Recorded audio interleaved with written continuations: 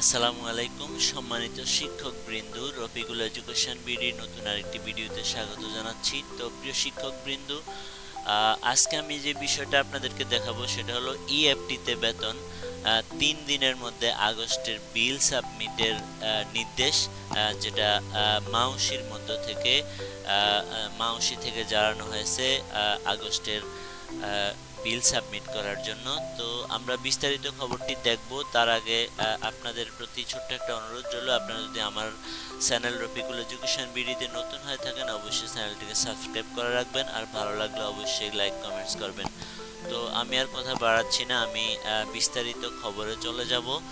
তো এখানে যে খবরটি ছিল সেটি ছিল এমপিওভুক্ত শিক্ষা প্রতিষ্ঠানের শিক্ষক কর্মচারীদের আগস্ট মাসের বিল আগামী 3 দিনের মধ্যে সাবমিট করার জন্য প্রতিষ্ঠান প্রধানদের নির্দেশ দিয়েছে মাধ্যমিক ও উচ্চশিক্ষা অধিদপ্তর।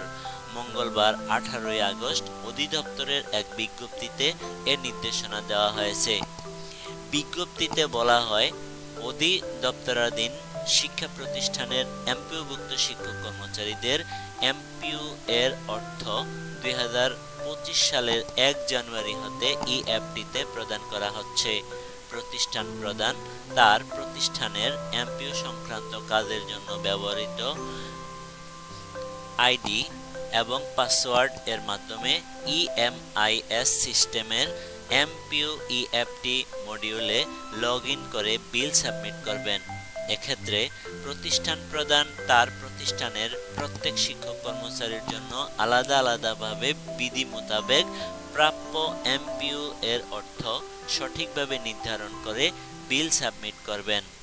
প্রতিষ্ঠান প্রদান কর্তৃক দাখিলকৃত তথ্য অনুসারে এমপিও এর অর্থ ইএফটিতে শিক্ষক কর্মচারীদের স্ব ব্যাংক হিসাব নম্বরে প্রেরণ করা হয়।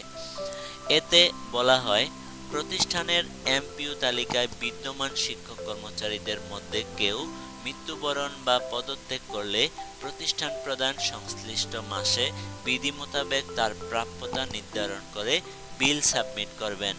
এছাড়া সাময়িক বরখাস্ত, অনুমোদনহীন অনুপস্থিতি বা অন্য কোনো কারণে বিধি মোতাবেক কোনো শিক্ষক কর্মচারী আংশিক বা সম্পূর্ণ বেতন কর্তন বন্ধ করার প্রয়োজন হলে প্রতিষ্ঠান প্রধান বিল সাবমিট অপশনে তা উল্লেখ করবেন। শিক্ষক কর্মচারীর এমপিও এর অর্থ ইএফটিতে প্রেরণের ক্ষেত্রে প্রতিষ্ঠান প্রদানের দাখিলকৃত তথ্যই চূড়ান্ত হিসাবে বিবেচিত হবে। ভুল তথ্যের কারণে কোনো শিক্ষক কর্মচারীর এমপিও এর অর্থ ইএফটিতে প্রেরিত না হলে বা অতিরিক্ত অর্থ প্রেরিত হলে তার দায়ভার প্রতিষ্ঠান প্রদানের উপর বর্তাবে। এতে আরও বলা হয়, আগামী 21 আগস্টের মধ্যে, আমি আরেকটু বলছি, আগামী 21 আগস্টের মধ্যে এমপিও বিল অনলাইনে সাবমিট করার জন্য সংশ্লিষ্ট শিক্ষা প্রতিষ্ঠান প্রদানকে নির্দেশক্রমে অনুরোধ করা হলো।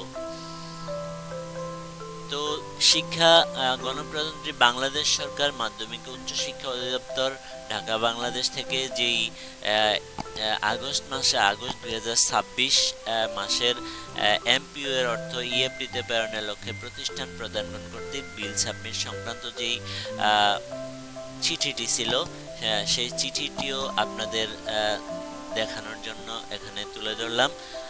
আশা করি সবাই বিষয়টা পড়ে নেবেন। তো আজকের মতো এতটুকুই। আশা করি সবার ভিডিওটি ভালো লেগেছে। আবার দেখা হবে নতুন কোনো দিনে নতুন কোনো বিষয় নিয়ে। তো সবাই বিল সাবমিট করে দিবেন ঠিক সময়ে, যাতে সবাই বেতন পেয়ে যেতে পারেন। তো সবার সুস্বাস্থ্য দীর্ঘায়ু কামনা করে আজকের ভিডিও এখানে শেষ করছি। সবাই ভালো থাকবেন। আল্লাহ হাফেজ।